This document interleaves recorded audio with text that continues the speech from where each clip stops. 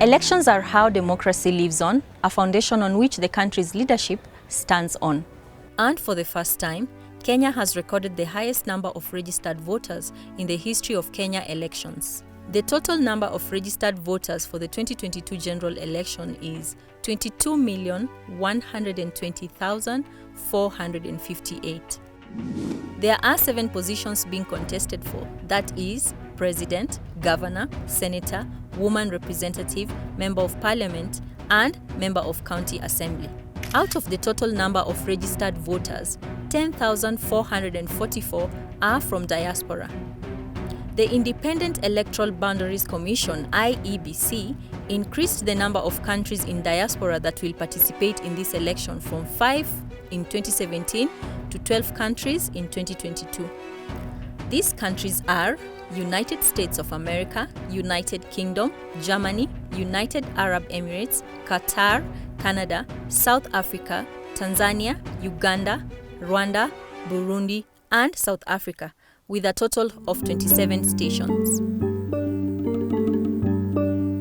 The Commission, prior to the conduct of voter registration, conducted mapping and stakeholder engagement, where the Commission engaged the Kenyans living in diaspora, and we requested them to come out to register in large numbers. One of the key issues that actually derives the Commission relies on in terms of diaspora registration and voting is presence of Kenyan mission.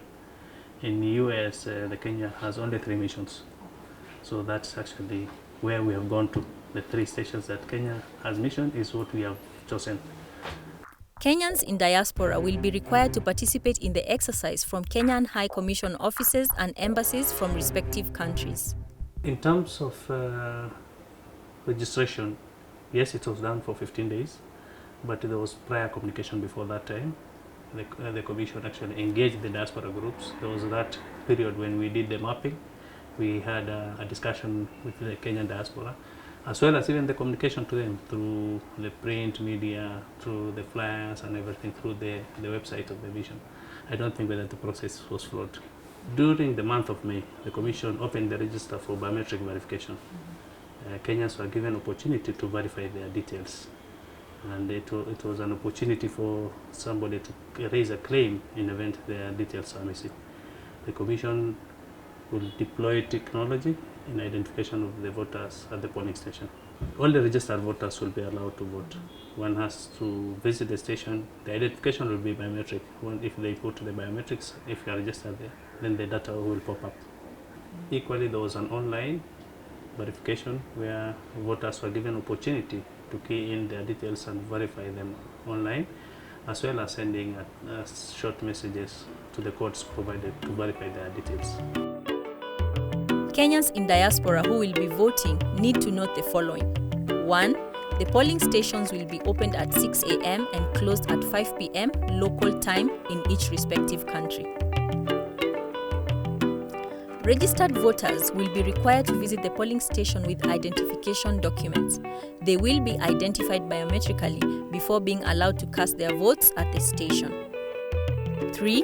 Registered voters should come to vote with the original document that they used to register to vote. At the close of the exercise, the presiding officers will do counting of the results there and then the transmission from the polling station. One of the key issues is that the result transmission form has a barcode. That's actually during the transmission. It can only be that form that will be transmitted from the polling station, and it will be an image. And once the result has been transmitted, the image will reflect at the presidential turning center. And the Commission is committed to delivering free and fair elections, and it's well prepared for that exercise. Election is anchored in law. The regulations is very specific and says that diaspora voting is limited to presidential referendum. Probably those are the issues that we need if going forward. If there are if there are amendments to the law that will be made to allow them vote. Those are the discussions that can be had in future. Probably the diaspora groups will also join the commission in agitating for those amendments. Abdi Dahir, IEBC returning officer who is in charge of diaspora votes, accounts for a low turnout of diaspora voters and concluded that after the election, the commission will be getting to the post-election evaluation process. There is a phase called post-election evaluation. During that period, the commission will assess what could have contributed to the low numbers. One of the key considerations maybe at that time will be, can we pursue online voting, whereby if there are legal instrument that needs to be in place for them to do an online voting, that's the time now to pick it up and maybe consider that factor as well.